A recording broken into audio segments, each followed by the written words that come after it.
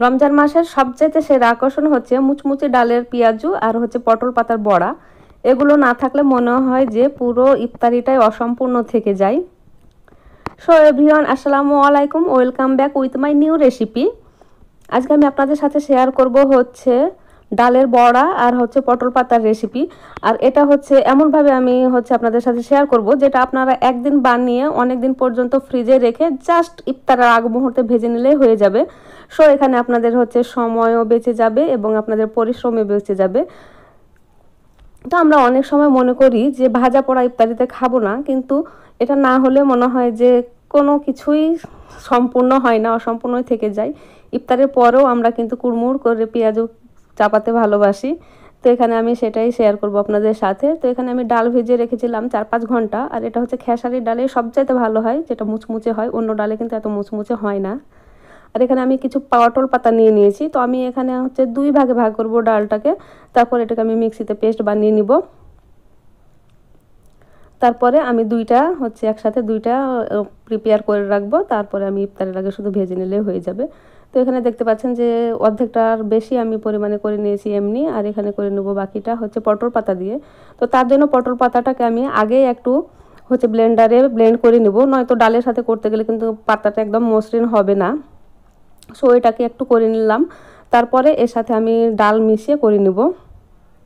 তো এখানে আমার প্রিপেয়ার হয়ে গিয়েছে, পটল পাতার ডালটাও আমার একদম পেস্ট হয়ে গিয়েছে। এখন আমি এটাকে মিশিয়ে নেব কিছু উপকরণ দিয়ে। তো প্রথমে আমি 1 কাপ পেঁয়াজ দিয়ে নিলাম, 1.5 টেবিল চামচ হচ্ছে কাঁচামরিচ দিয়ে নিচ্ছি। আর এখানে কিছু মশলা অ্যাড করব। 1 চামচ আদা রসুন বাটা,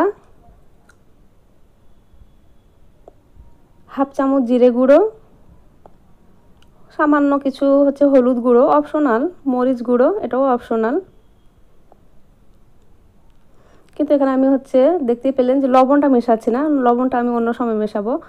তারপরে বাকি যেটা আছে সেটা তো আমি একই রকমভাবে মশলাগুলো মিশিয়ে নিচ্ছি। মরিচ গুঁড়ো, হলুদ গুঁড়ো, জিরে গুঁড়ো, আদা রসুন বাটা,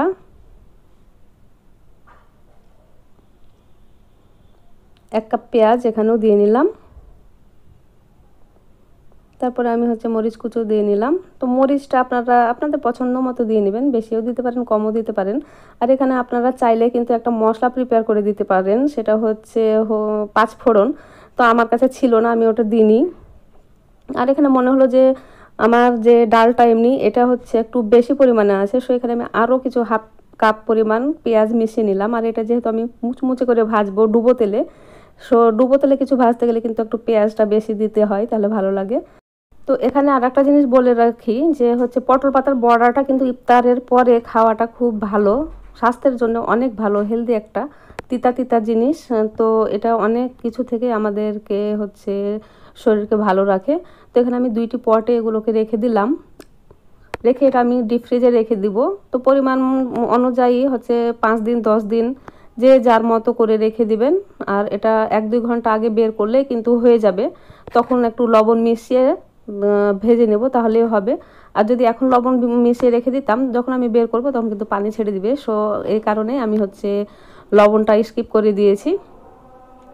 তো এখন দেখতে পাচ্ছেন যেগুলোকে আমি এখন ডুবে তুলে ভেজে নিচ্ছি।